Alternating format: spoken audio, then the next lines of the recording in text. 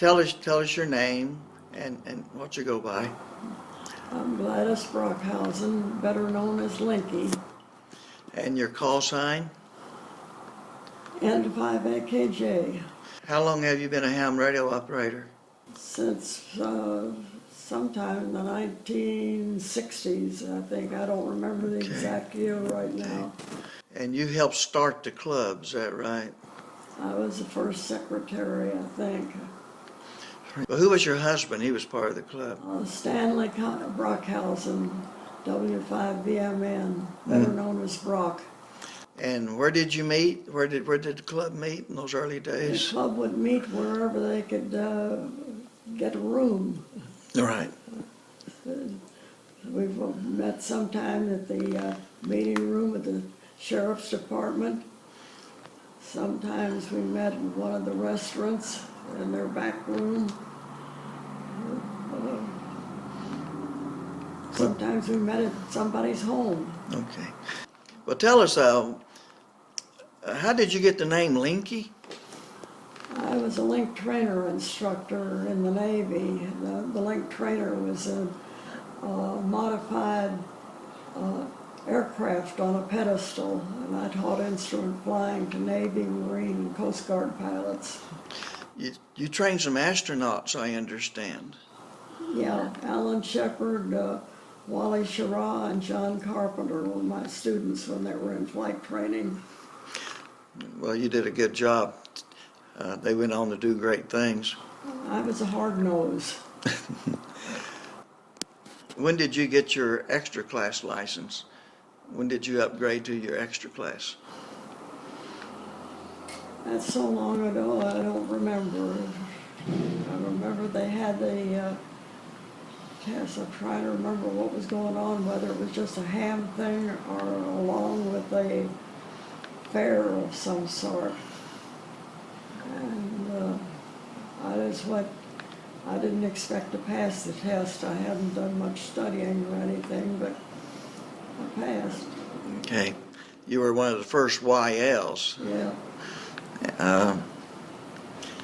Is there anything that you'd like to tell all the club members today?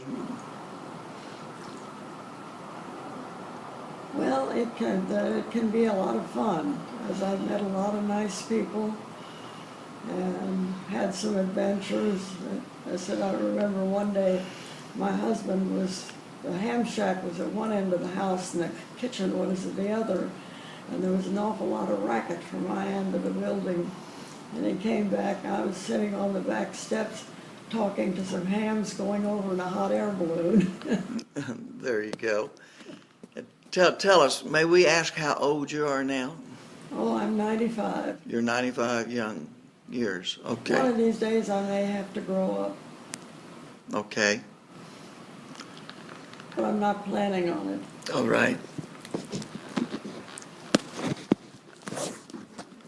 Is there anything else that you'd like to share?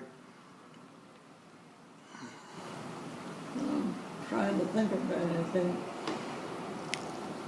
Well, I used to have fun going to art shows and stuff. See.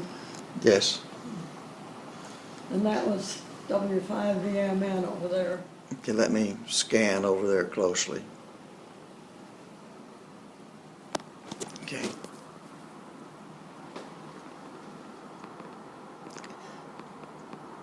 All right. You had some good years together. Yeah, we did.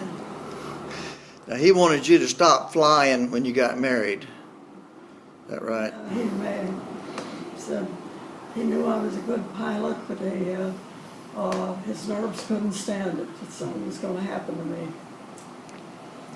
I said I was remembering there was something in the paper about a storm, and I said I was out in a training plane solo one day and coming in, and I was already committed to landing.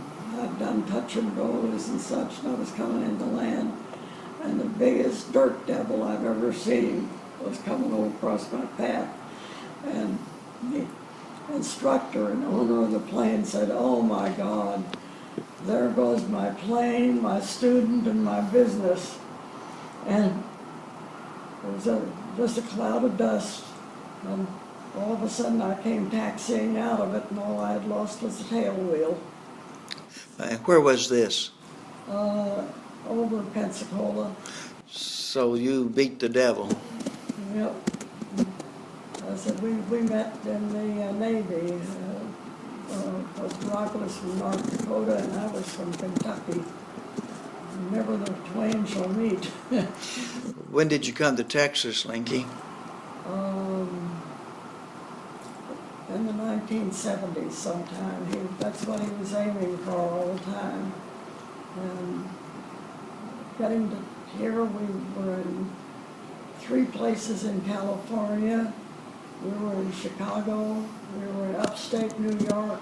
Finally made it to Texas. That's good. Did you ever work on your own equipment at your station? Did you ever do any of your own radio repair? Yeah, I built several things from scratch. We get a kit or such. And Brock would come in and hand me a box and a soldering iron and say, "Here, dear, have fun." Okay. And I used to follow directions, and when you put the juice to them, they didn't smoke. That's good. That's good. Okay, I'm going to stop it right now.